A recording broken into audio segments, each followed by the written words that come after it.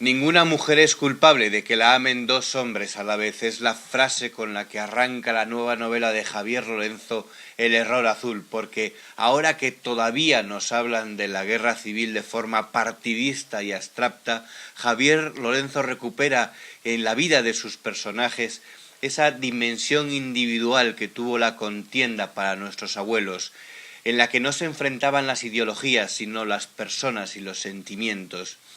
Motivos muy alejados de esas gestas por la libertad o la justicia de la que nos intentan convencer a aquellos que ni siquiera lucharon en la guerra.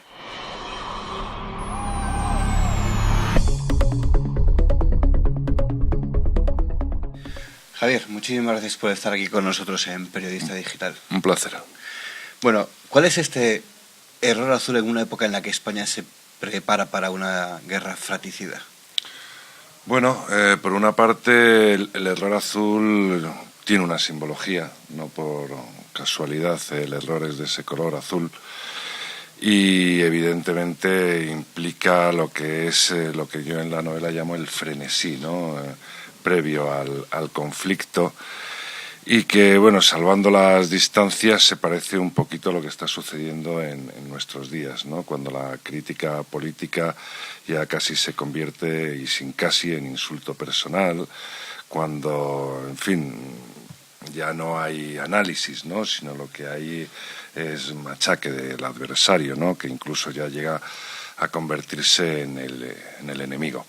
Y luego, por otra parte, el error azul, que es el sello más raro y más valioso que hay en España y uno de los más valiosos que hay en el mundo, cuyo valor se calcula que estará alrededor de un precio de salida en una subasta sería de 1 millón de euros, ¿no?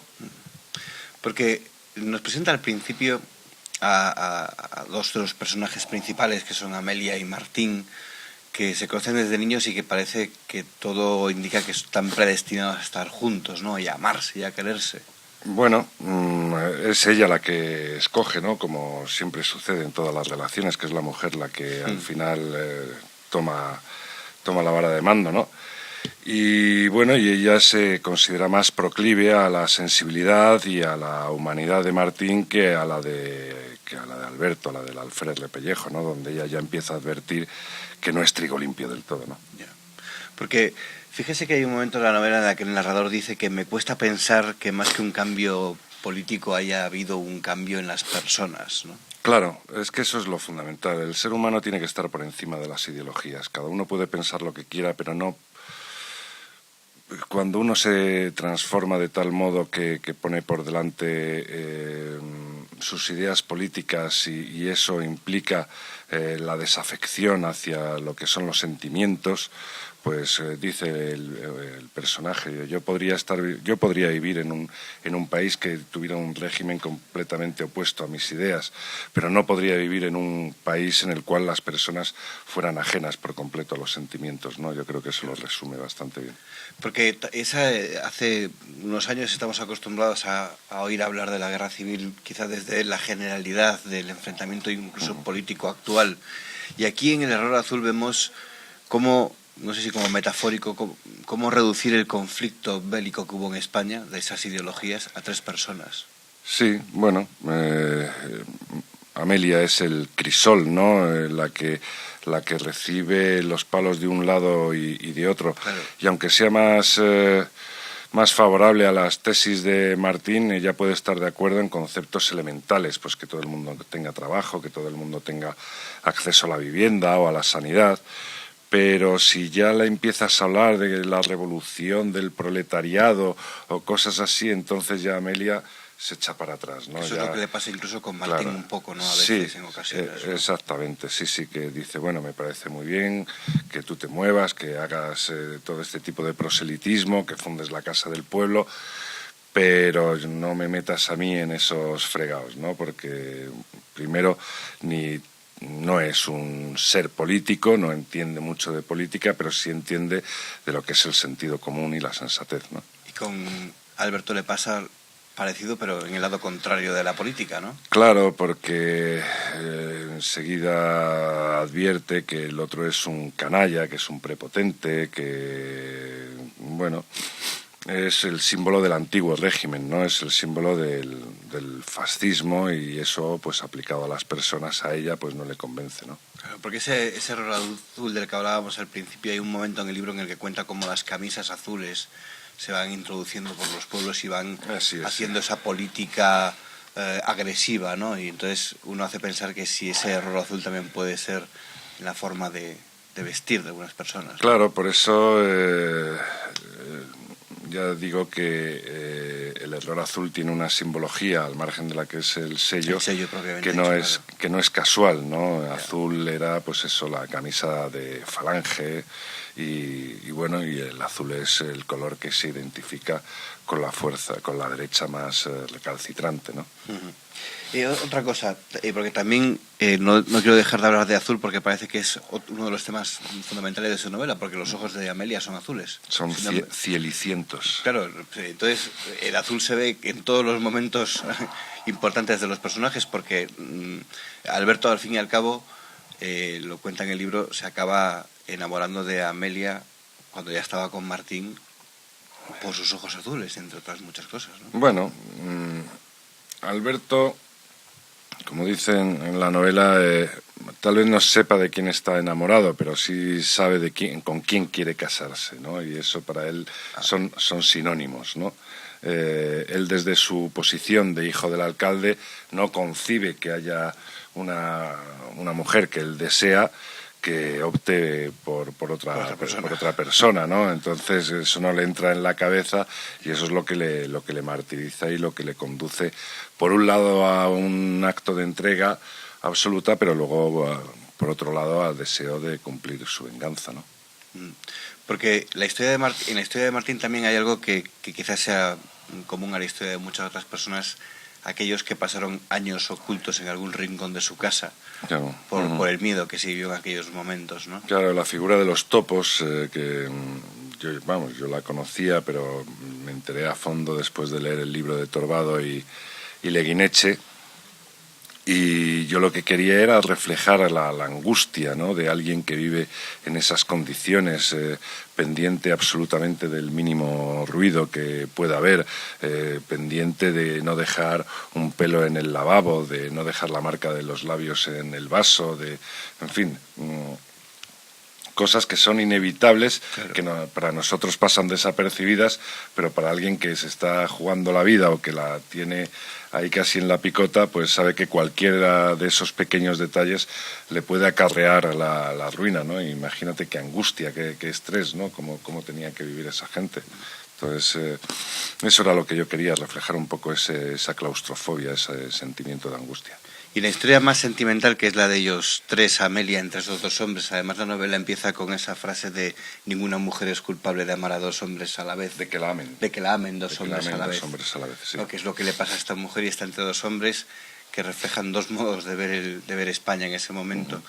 Entonces, en esa relación sentimental, no sé si usted como escritor ve espacio para la nobleza, o simplemente hay un interés personal. No, por supuesto, la nobleza es uno de los leitmotivs de mi literatura, como lo es la dignidad, ¿no?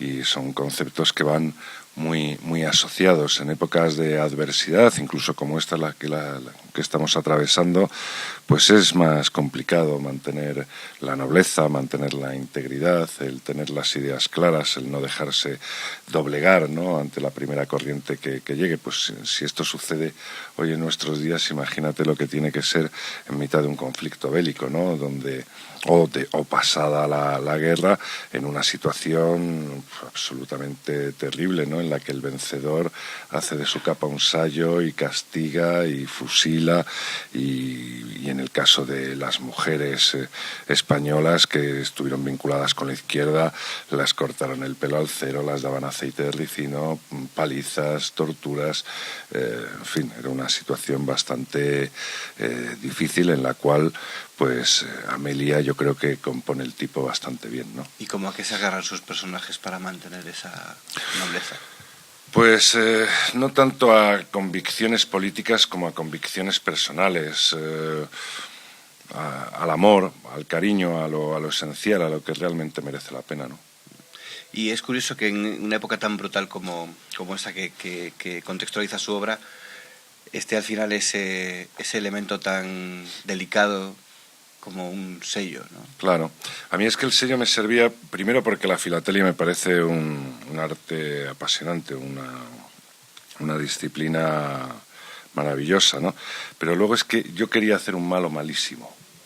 Yo quería hacer un malo malísimo, quería hacer un malo inolvidable, que el lector, una vez que lo hubiera leído, dentro de 3 años, dijera, mira, como el pedazo de bandido aquel, canalla aquel, ¿no?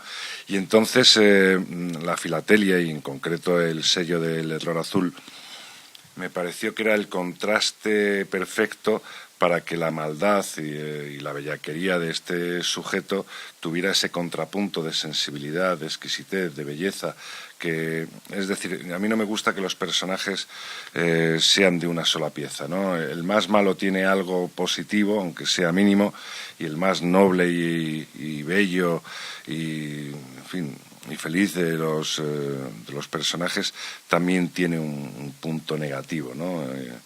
Y entonces, bueno, pues yo creo que ese contraste pues ha surtido bastante efecto, ¿no? Y recalca la maldad del propio Alberto. Es más divertido, ¿no?, escribir un malo. Sí, la verdad es que escribir los malos son más agradecidos a la hora de trabajar, curioso, de trabajar sobre ellos. No es curioso, es absolutamente lógico, porque suelen ser más fáciles de dibujar, por decirlo de algún modo, y al mismo tiempo te permite hablar de cosas que tú sabes que tienes en tu interior, pero que jamás dirías de ti mismo, ¿no? Entonces, bueno, es una forma de ponerlo ahí, ¿no? Sí, algo así. Pero, ¿y esta historia se podría haber escrito, esta historia de amor se podría haber escrito sin ese conflicto tan fuerte en España como había en ese momento? Yo creo que no. Yo creo que por eso digo que la guerra me escogió a mí, por el asunto del topo, ¿no? En la guerra es donde tanto lo mejor como lo peor del ser humano sale a relucir, ¿no? Pues, hombre, ese triángulo se da en todas partes, ¿no? Se da hoy mismo en el barrio, en un parque, en cualquier sitio, ¿no? Pero las circunstancias que rodean a ese triángulo en esta novela, pues yo creo que lo hace más especial en fin, y más trágico, ¿no? Que al fin y al cabo, cuando uno escribe, lo que busca es la tragedia, ¿no? Las grandes emociones, ¿no? Claro. Pues sin duda lo ha conseguido. Gracias, Javier, por estar aquí con nosotros y presentarnos El Error Azul. Pues muchísimas gracias a vosotros, que lo disfrutéis. Seguro.